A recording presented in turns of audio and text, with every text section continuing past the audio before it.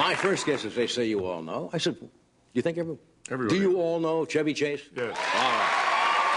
I figured that. I know him, and Is there anybody? Just in. Is there anybody who doesn't know Chevy Chase?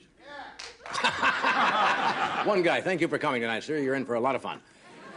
He's very funny, popular, and talented actor. His latest movie, Three Amigos. He's three friends. Yes. Open today. All over the world or just... All over the country. How do you know? More than likely, that's the case. He'll probably know the answer. Okay, let's find out. Would you welcome Chevy Chase?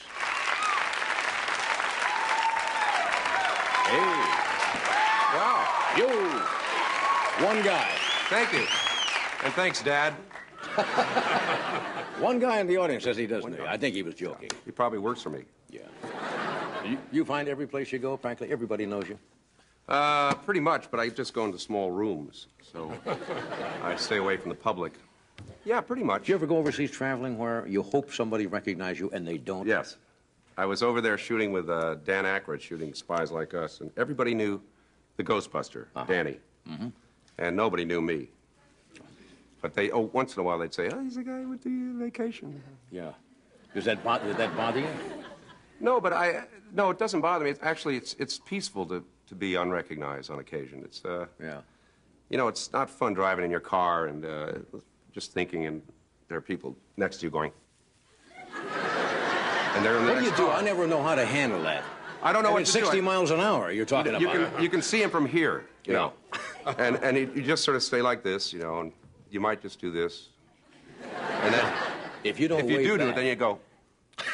Because if you just go, yeah, all right, that's it. They won't go to your So you got to films. have a... Oh, yeah, you got to have this. One of those. Give him one of those. That's right. Last time you were here, you were sitting here. You hosted the show. I tried. I called you in the morning. I said, just go have fun. That's right. I said, go have a good time. And I believe you also said you're the first Betty Ford graduate to That's host right. the, Yeah. to host the show.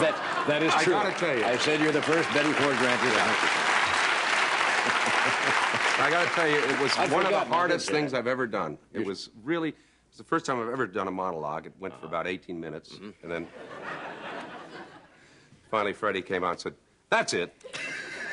And I had no sense of time. And I sat here thinking, geez, this is going to be a breeze. Because I don't know if you remember, 10 years ago, people used to say, Chevy Chase is going to be the next Johnny Carson. I mean, he's going to be taking over the...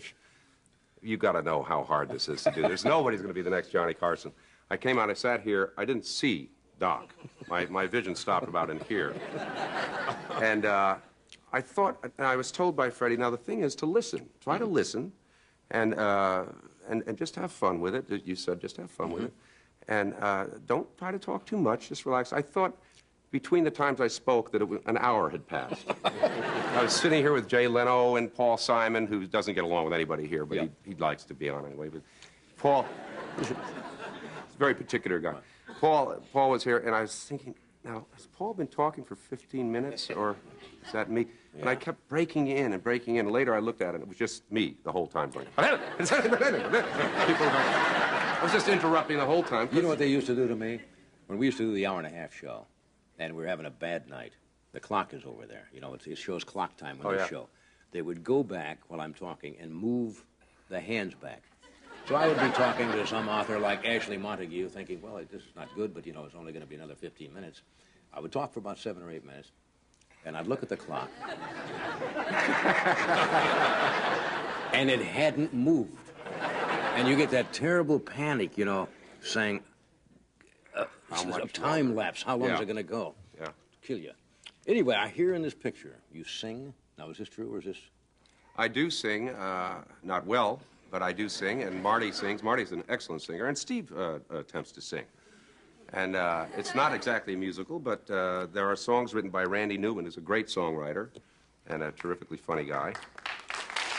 That's the guy who didn't know me. And somebody said you had an unusual musical talent, which you don't have to be a good singer to have, necessarily. No, you don't. It's called perfect pitch. That's right. In fact, I asked Doc to help me here because I asked him what key he'd be playing my lead on in so that I could demonstrate my perfect pitch. Now, is this really, I don't have perfect pitch because I can't even remember what he played on. And if I tried to hit a note right now... In other words, somebody who has perfect pitch can pick it up. He could sing a note and I could tell you what it is. All right. We'll play one. Play one. Just play one. Play one on the piano. Any note. That's a G. See, I have no idea. That is right. That's G.